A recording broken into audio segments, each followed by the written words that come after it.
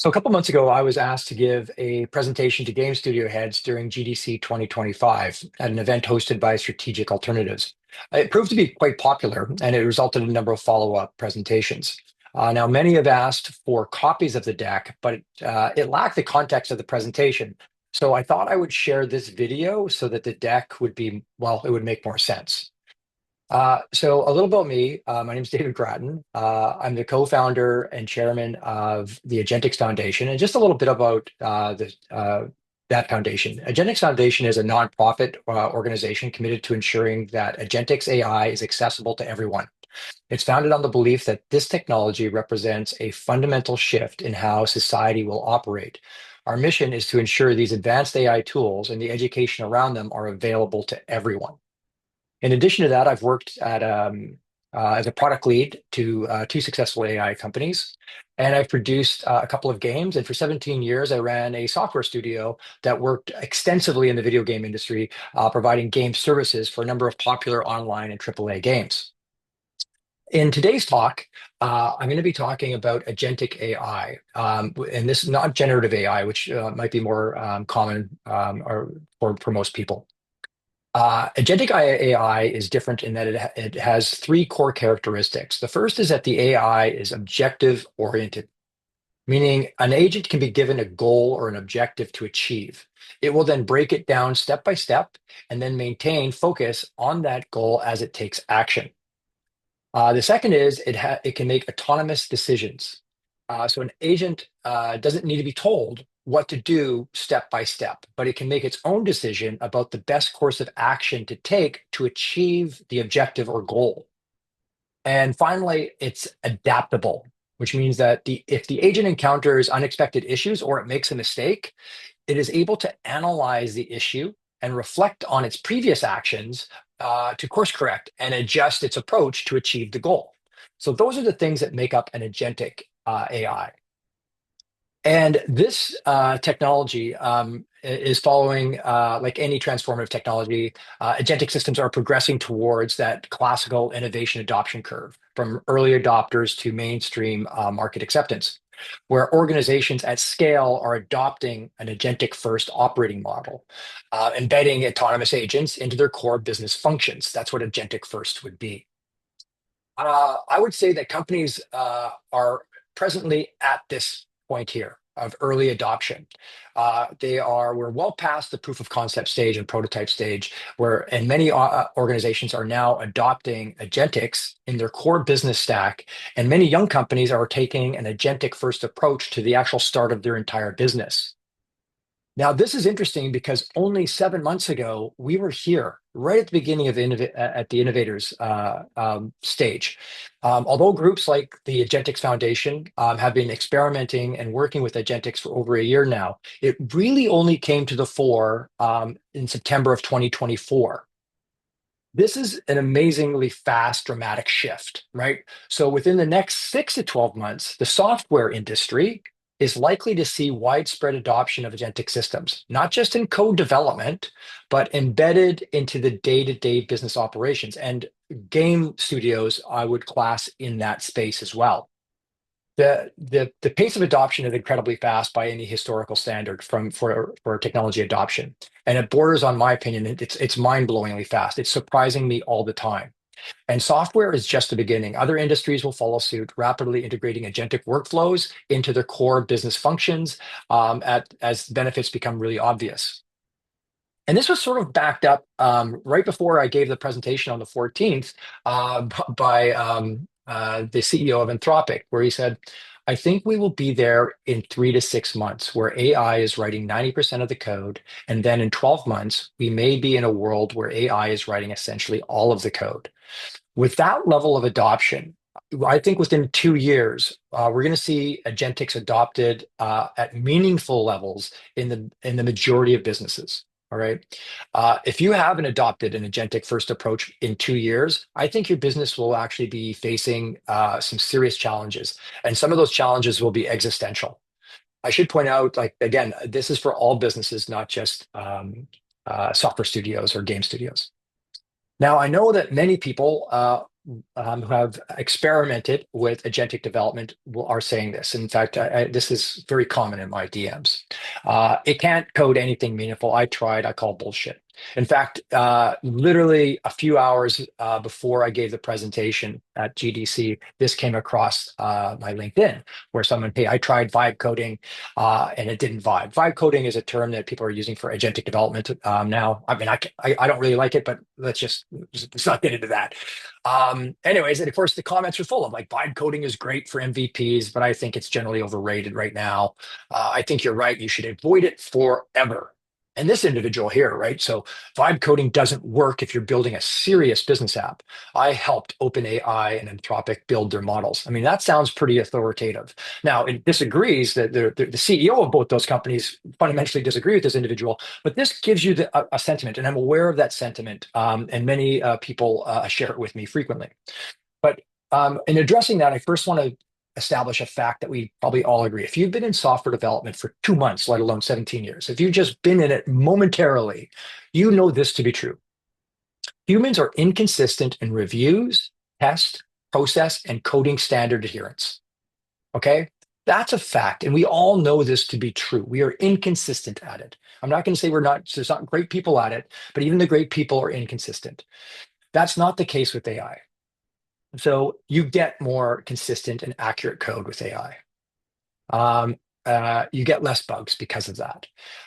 CI/CD integrations with AI stop negligent deployment errors and build failures. I mean, it works really, really well.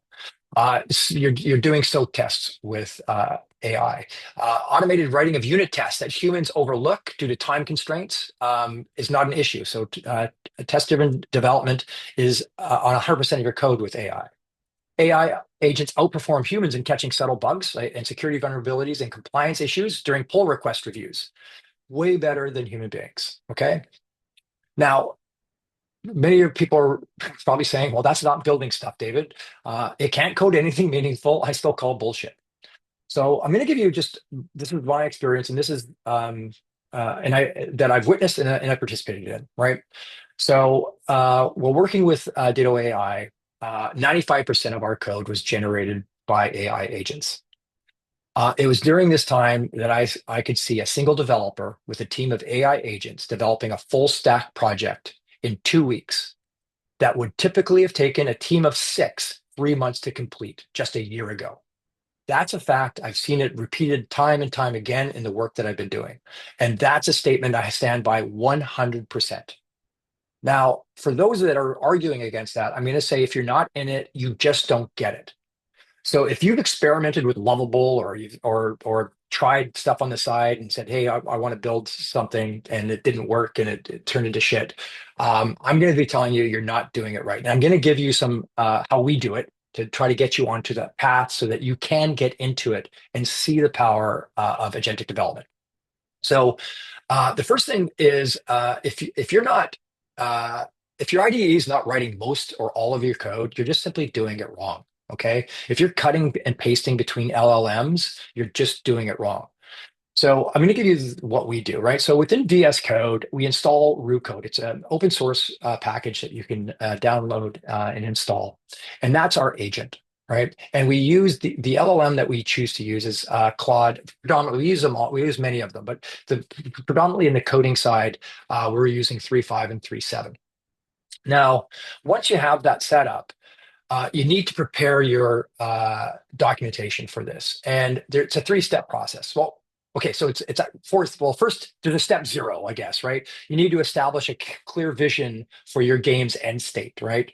This includes the genre, the platform, player experience, monetization models, and where, and basically what the game is. Like, why are we building it? Its reason to live, right? So assuming that's all done, we're now going to get into like the steps of developing.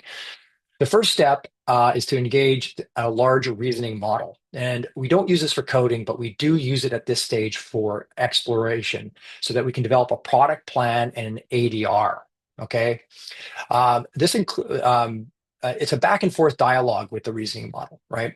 These are deep questions to help decide the big product and system decisions, right? So these are questions like, what are the architectural trade-offs between single player, live services, or hybrid models, right? What are the best ways to handle multiplayer synchronization if we want to like have a future NPC or agent-driven NPC behavior? Why choose Unity over Unreal for my goals, right? It's questions about like, what about this? Why not that? It's that type of dialogue that you would be having with the LLM, with the goal of creating the product plan and ADR. Then you're going to take that product plan and ADR, and you're going to break it down and build it into executable phases, like phase one, phase two, phase three, right? Um, this will have everything from like what's your testing and validation strategy in there, like the unit test, play tests, what's your CI pipeline. It'll have workflow charts for systems like input handling and game loops and save load logic. It'll even include code examples, right, for early implementation and core mechanics.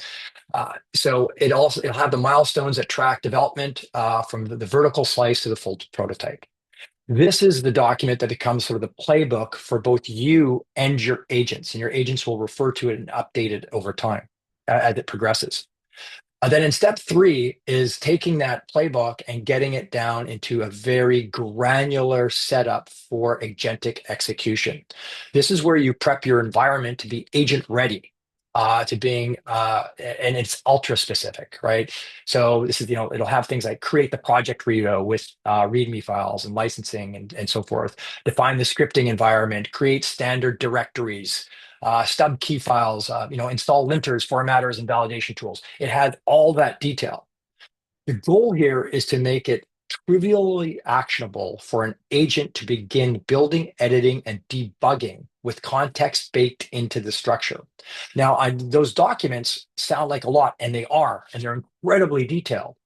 But you're building it with the LLM. The LLM is doing the majority of the work here, and you're directing it.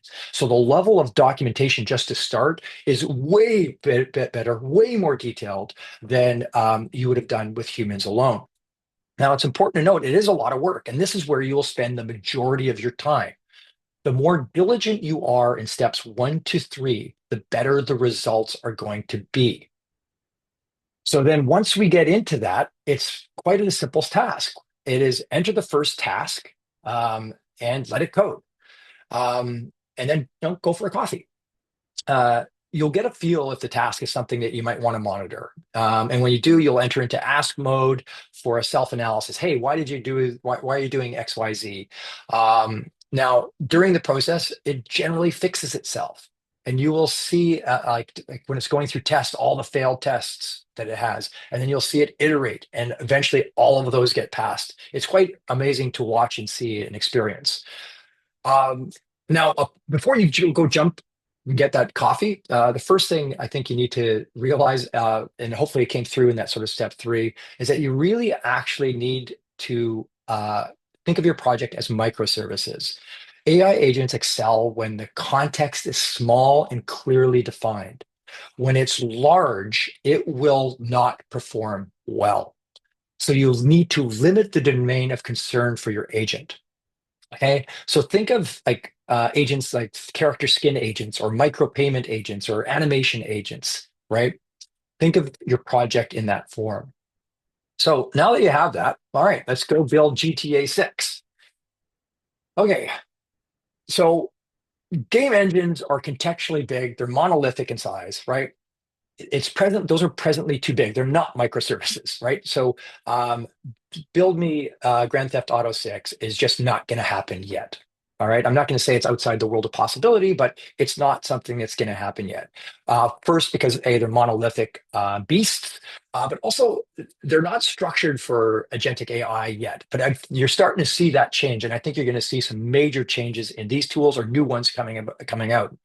But Unity and Unreal rely heavily on human-friendly visual interfaces. You can decide if they're friendly or not, but they are focused on like menus, drop downs, and graphical tools. And these are not so AI friendly compared to things that are command line or config file based tools, right? So I think we're gonna actually see a return to simplified agent readable configuration engines. that will significantly enhance AI's effectiveness in running game engines. So if it can't build GTA 6 out of the gate, where will agents help game developers today? And the first one I want to talk about is what my company had done for 17 years is game services. This is full stack development. And everything I talked to you about previously is that this is 100% able to get to be done using agentic workflows. And if you're not doing it now, you should be. So things like matchmaking, team clan, user management, leaderboards, all of that kind of stuff is game services. And that should be done with Agentics, and it could be writing 95% of your code today. Other areas, which I think are really common, people understand, is certainly having dynamic NPCs running off LLMs and acting as agents. This is, I think, very well understood, so I'm not going to go into too much detail on that. But maybe what's not so well understood is live ops, right? So live ops has a ton of game telemetry data, and an agent can use that by giving it a business goal. Hey, increase weekend fire activity, boost revenue of these from these in-game items, and the agent can autonomously identify these opportunities based on the data. And it can design and deploy in-game events, promotions, and content releases. Obviously, having a human in the loop is probably quite favorable there, so that we ensure that the ethos of the game are maintained. But the agents themselves can operate in this space really well. Uh, Game testing and balancing, right? You can give an agent a goal, like balance the character abilities. Ensure all game levels are completable, and the agent will autonomously identify the necessary tests and scenarios that it needs to do to achieve that. And agents can run thousands of game simulations, right, to find exploits, balancing issues, or unexpected behaviors, way more than a human could ever run. Uh, Agents can also, by being given a goal to create game levels and worlds that are engaging and balanced and highly explorable, they can generate these things and make thousands of iterative decisions about layout, item placement, enemy spawn points. And again, this can be part of an iterative human in the loop process, so that the human is making the actual direction and creative decisions, but a lot of this work can be generated by AI, by agents. Now, one area that I think deserves more exploration around the agentic side is the area that where I was a lot involved in, is around concept and planning as a producer and product manager. Um, Everything from concept about what this game is going to be, it can be done with the assistance of AI agents. Now, I really think it's important to understand here that LLMs and agents cannot be novel on their own, right? Coming up with a novel idea and saying, hey, this is going to be a super fun game. They just can't do that. They need the seed of a human creative to get that going. But that seed, it can be explored really, really well with an agent. An agent understands your IP and your IP's lore at a much deeper and detailed level than any human could, and it can help uncover story opportunities that might have been overlooked. And when you're ideating with the AI, you really do wind up able to expand your thinking on what's possible or what kind of stories you'd like to tell. And in the end, you have a higher level of documentation that's crisper, it's clearer, and it's been generated faster. So a game designer using an AI more as a colleague rather than an agent can develop a level of documentation and explorations at a way faster rate than previously possible. And you compare this, you can combine this with Gen AI, right? So a game designer doesn't have to wait for concept artists, right? Literally, you could ask a Gen AI to, hey, generate 20 thumbnails for the first 5 minutes of my game, and then being able to iterate upon this. And you'll wind up with way better game documentation and pitch decks for your games at a higher level of fidelity than previously possible. You'll see at least a 5x productivity gain there. And then when it comes to product planning, this is where, how are we going to build this? This is where I think agents are going to actually help studios massively, because it doesn't just focus on the interesting stuff. So as a product manager or producer, it is very tempting to focus on the interesting stuff, but we need to be aware of everything. That's the role of that job. And AI agents will focus on the necessary stuff. They'll focus on the boring stuff that has to get done. They'll focus on stuff like, where does the code live? What are the edge cases? What is the optimal way this project should be broken down? It will do budget impact modeling. The agent won't forget about this stuff either. It will remind you. It'll make you think about everything in the game, right? All the dependencies that have to be taken into account, the tech documentation and explorations, where the game services are going to live, art, making sure that your lore sticks to canon. Agents are way quicker at getting all of this stuff done and doing it at a higher fidelity the first time.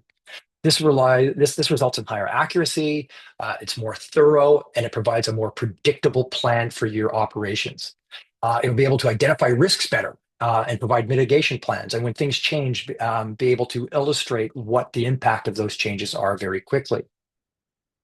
So, uh, um, I'm guessing I'm hoping that you're getting from this is that, oh my gosh, a quality game can be done a lot quicker now. So a game doesn't have to take multiple years to do and have teams of hundreds to do it. And that means a couple things. Well, it means this very big one. First of all, the large amounts of capital are no longer the moat for creating a AAA game. So, if you had desires of creating a AAA game, you needed to have one of the big publishers on board with you because they had the hundreds of millions of dollars necessary to create that game. That is not going to be the case. In 2 years, you will see a tiny team build a near AAA quality game. And I mean a tiny team, like 20 people will build a near AAA quality game in about 2 years. So, what might an agentic first studio be, right? What might it look like? And before I jump into that, I want to actually just revisit something. Is that I want to talk about like what an agent really is, and I described it. But when I've talked to people in the past, they often think that agents are like robots that just you just plug it in and it will do the work that you need it to do, right? Set it up in your workflow and it'll do what you work to do. And some companies have even been discussing, oh well, I'll just wait till there's more agents out there and I'll just apply that tool when that tool comes around. Agents aren't plug and play like that. They really aren't. And to understand what I mean by that, I just want to take everybody back through like how we got here. And it started so previously to GPT, right? LLMs existed well before like Chat GPT. Um, but to get them to work was really difficult. All right. It required specialized knowledge in what is now called prompt engineering, right? The user needed to craft precise and complex prompts to elicit a useful response from an AI model. If you just asked it a question, it was more than likely to give you gibberish or just to what it finish your sentence than to actually answer your question. Uh, so to get it to do what you wanted to do, you relied on a lot of trial and error intuition about the model's quirks and its behaviors. But over time, prompt engineers began to standardize on a certain set of prompts that could be used for the majority of questions. So over time, these engineers realized, hey, if I coach my question in these prompts, I get a really good response back. And it's those prompts that became system prompts. Okay. So as they got standardized, these system prompts that had been crucial for delivering consistent high quality responses are what enabled ChatGPT to exist so that a regular user could just type in a question. And with that question came a whole bunch of system prompts that a user doesn't see and a response comes back. Okay. Now, what agentic AI is, so what agents are, AI is a further wrapper around that. Okay, an agent, they include specialized agent prompts that allow them to for that those autonomous and goal seeking behaviors Those are just prompts that are that. And uh, the agents are given access to tools and functions to help it complete its goals and objectives, right? And those tools can be things like unique data sources, search, or access to other APIs and functions. Now, the reason I bring this up is that this is really important because uh, this is your IP.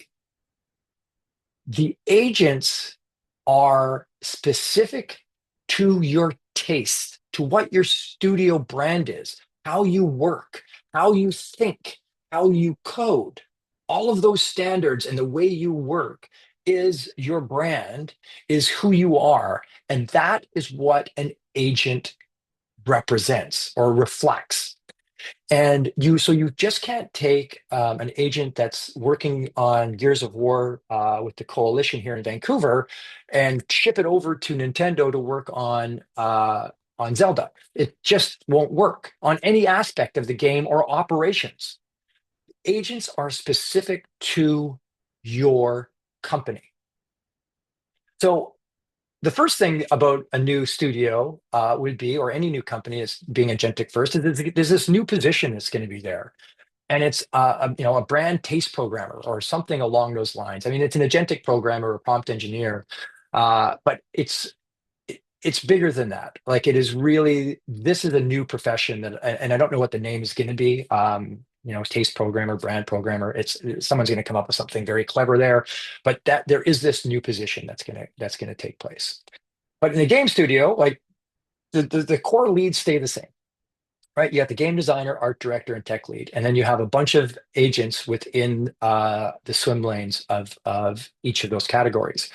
And it is those agents, again, as colleagues, that will be under the direction of the leads. Now, the larger the game, obviously, you might have multiple colleagues. If the art director is, I can't manage all of these different processes within a human in the loop architecture. I'll need, some assistance. So it's quite possible that we'll have more than just the three leads. But the thing that I want to kind of point out there, if we're looking at the leads there, there's one glaring exit or a missing individual.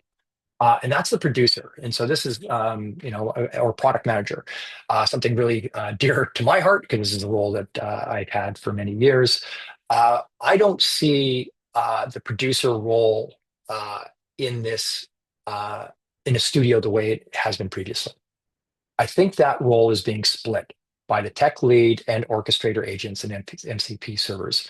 I haven't really talked about those in detail, but just think about an orchestrator agent as somebody who has control over all the aspects of how agents are communicating together and being able to direct agents. But the tech lead, as I pointed out earlier, to get to where our agents are writing 95% of the code autonomously and accurately requires highly technical specification and roadmaps. It requires an in-depth understanding of software development and the vaster array of tools, services, and frameworks in the stack. As such, the tech lead is the best person suited to do this work. Simple, right? Now, some of them may need to expand their business skills, and no question, but without deep technical understanding, a PM trying to do this job and write these documents is just going to get in the way.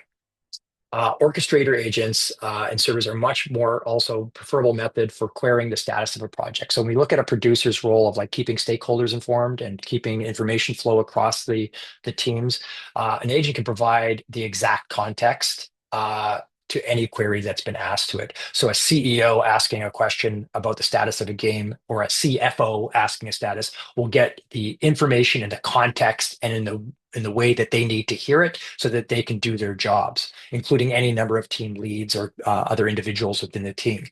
And it's instantaneous, which is way better, more effective than a producer doing that job. It communicates across teams immediately, right? And it'll help you grasp the impact of any decision or choice on your work. So if a tech lead needs to, like say, increase performance, right? So we're into testing and we're seeing performance drop on a battle royale that we're doing. and it has decides that we need to start using texture atlases, and we need to merge character materials. An agentic system will be able to inform the tech art team immediately the impact of that decision. In fact, it might even start some of the work, and it would be able to actually talk about the impact on timeline, on budget, and all of that immediately. So that's why I think agents and the tech lead are actually going to start taking over the majority of the traditional role of the producer. Now, there still needs to be a visionary for the product. So, if the game designer is not the visionary for the product, that person still needs to be there. And so the producer would be an ideal person to actually hold that role if it's not one of the other leads. So there is a role for a producer, but it's really going to be understanding the vision for that product. So really understanding what the market is for this game, understanding the player base at a really, really fine deal, being true subject matter experts in the market that this game is servicing. So now, what should you do to get into this thing? Now, the thing I said at the beginning of the presentation is if you're not in it, you don't get it.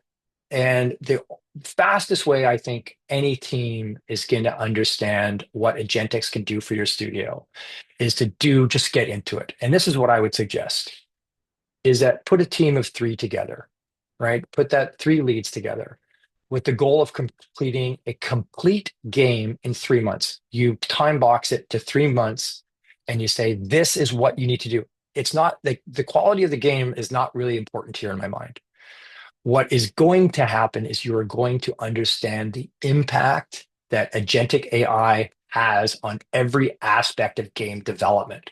And it's by doing this, by literally locking them away and doing this, do not give them another task. This is what they are to do.